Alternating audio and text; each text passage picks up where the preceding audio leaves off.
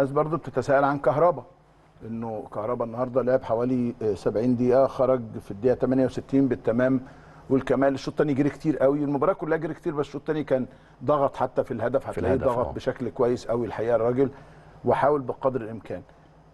ايه اللي بيحصل مع كهربا؟ لا ذهنيا كهربا ذهنيا مش جاهز ذهنيا خالص في الفرقه. طب ازاي يجهز ذهنيا؟ لا دي المجموعه اللي شغاله معاه في الكوره والمدير الفني والجهاز اللي موجود. نعم. والناس النفسيين اللي موجودين، لا دي مهمه جدا جدا. هو الراجل طالما بيلعبه اساسي يبقى عنده ثقه فيه. لا هو يعني انا بيلعب اساسي، ممكن يبقى انا مجبر العبه، معلش بس بقى بس ما في لعيبه كده لعبت كده، لا في كمل لعيبه لعبوا كده، انا لعبت كده. كهربا ما عندوش الملكه دي. عقليته هو عايز يحس انه اساسي على طول. كهربا متعود ان هو يتدلع يعني. فالعقليه دي بتبقى صعبه. في النادي الاهلي مفيش دلع. ما هو بقى ما انا عشان كده هو متاثر. النادي الاهلي انت تجري تتمرن تتعب بالظبط كده، وفي الاخر بتجيلك النتيجه يعني. طاهر طبعا يعني عقليه. ده اللي انا قلته لحضرتك في اول حلقه، ان انا النهارده العقليه بتفرق في ايه؟ نعم. اللي في عقليه متماسكه يقدر يدوس ويرجع. كهربا ما عندوش الحته دي. كهربا محتاج ان هو دايما طول الوقت يبقى الناس مهتميه بيه وبتدلعه وبيتعاملوا معاه كويس عشان ياخد منه احسن حاجه. ما عندوش حته ان انت تدوس عليه فهيبقى كويس، لا. هو ما عندوش دي. فكهربا اصلا متاثر بقاله فتره، مش من هنا، من بعد هو بقاله فتره متاثر، فمش هتاخد منه المردود اللي انت متخيله برده في الاداء، غير ان ممكن يبقى فيه جري، انما التحركات برده ما كانتش افضل حاجه في الماتش. فكره كوكا باك ليفت لا مرفوضه طبعا. كريم الدبيس طبعا بدون نقاش. طبعا. طبعا. وتاني اوقات الوظائف اللي انت بتديها للعيبه تضر اللعيب. بمعنى يعني لو انا لو انا هلعب بطريقه دفاعيه ما ينفعش العب بكريم الدبيس. لو انا عايز العب هجومي يبقى كريم اللي يلعب. انت بتحط اللعيبه بناء على المهام اللي انت بتطلبها منه. هل انا النهارده اطلب من امام انه انا مش عايز امام يدافع، انا عايز امام طول الوقت يهاجم. ففي وظائف مهمه جدا للعيبه، انت بتحط مين عشان هتلعب ازاي، ده مهمه جدا. ممكن يبقى لاعب كويس جدا ولكن مش مناسب طيب ماتش اورلاندو بايرتس اللي جاي لا غنى عن الفوز عشان تتصدر، انت كده تأهلت. تمام. شايف انه الافضل تبدا بكريم الدبيس ولا تبدا كوكا ولا تغير ولا تعمل ايه؟ انا ممكن عندك خالد عبد الفتاح يبقى في المتناول وساعات بيلعبوا باك ليفت. لا انت محتاج تجهز هاني. لا هاني هيلعب يمين، انا بتكلم هو ساعات بيلعب خالد باك ليفت. لا نعم. انا ضد المبدا ده. لا يعني انا الفكره دي مرفوضه بالنسبه لي تماما. مرفوضه لان الا اذا ما فيش يا اما مضطر. أيوة. يا اما انت عايز تقفل الحته دي.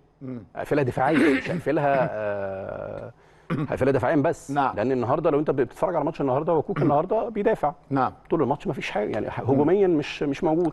طيب طول الوقت بسمعك بتتكلم على حراس مرمى النادي الاهلي، بتتكلم على الشناوي بشكل جيد، لكن دايما بتتكلم على شوبير وانه لازم يلعب وده لازم يبقى موجود في الملعب، والكلام بقى اللي كان اتقال، والراجل والشناوي ما بيرضاش. والصوره النهارده خير دليل على كل الكلام ده كان اجتهادات لا صحه لها على الاطلاق. وانا قلت المعلومه وارجع اقول يعني مثلا حضرتك شوف اللقطه دي تاني معايا، حطوها على الشاشه الكبيره اهي.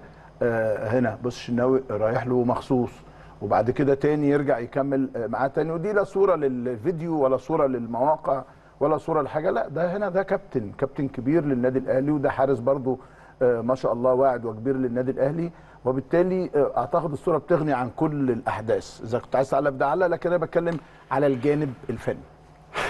طيب خلينا نقول ان مصطفى شوبير فكرتي في الاساس، وانت عارف كده. انا ده اللي انا كنت هقوله للناس، انه كان الكابتن رضا ماسك الجونه، والحقيقه تفاوض مع النادي الاهلي، وكان موسيماني ساعتها مدرب النادي الاهلي، وانا فوجئت انه موسيماني بيكلمني بيقول لي خليه يمشي. خلاص اوكي. ورجع تاني، وانا ما بتكلمش في الحاجات دي خالص. فكان حصل سبحان الله كده لقاء عابر بيني وبين الكابتن خطيب، فقلت له، فقال لي لا ده مش هيمشي، فقلت له موسيماني قال لي هيمشي، قال لي لا ده الراجل لسه قايل لي هو مش هيمشي. وحضرتك كنت كلمتني اكتر مره، انت عارف ما بتدخلش في الامور دي، قلت لك الكلام مع النادي، لكنه في النهايه تمسكوا بيه بعد ما كان خلاص على اعتاب انه يروح الجونه على سبيل الاعاره. احكي لي. طيب انا دي فكرتي، فانا مقتنع بيه فنيا من بدري جدا قبل ما يتالق وقبل ما يبقى في الاهلي بالشكل ده. خلينا تاني هقولها تاني، لان انا ما عنديش ازمه مع حد، انا عندي ازمه مع المواقف. او ازمه مع اللي بيحصل. انا النهارده كنت شايف من وجهه نظري مصطفى شوبير لاعب فتالق وعمل ماتشات كويسه، يبقى هنا الاحق اللي هو اللي يلعب. ده وجهه، ولو انا مدير فني انا هعمل كده. نعم. الاحق اللي بيبقى اللي بيأدي وبيأدي بشكل كويس هو اللي يلعب. نعم. الدور يجي لك انت، انت اللي تلعب. ده وجهه نظري مش هغيرها. دي وجهه نظري. انا لما اتسالت في وقت من الاوقات الشناوي بيرفض يقعد لمصطفى شوبير، قلت لهم لا، لو الشناوي بيرفض يقعد لمصطفى شوبير شكرا. نعم. يبقى ما ينفعش يبقى موجود. انا بقول لك يا كابتن ده مش موجود في النادي الاهلي يا رضا. لو ده متاكد من ده. لو ده نعم. موجود يبقى لا، المفروض الشناوي ما يبقاش موجود في الاهلي. نعم.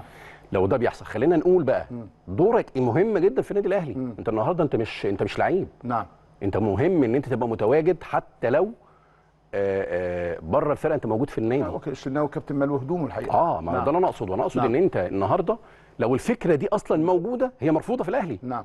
ما ينفعش، ما عندناش احنا القصه دي مش موجوده عندنا. فده كانت وجهه نظري. نعم. انما النهارده حته الترتيب، كل مدير فني يا كابتن عنده وجهه نظر في حته مين اللي يلعب. وحد يقول لك في جول كبير لازم يبقى هو اللي موجود، وفي حد يقول لك لا انا محتاج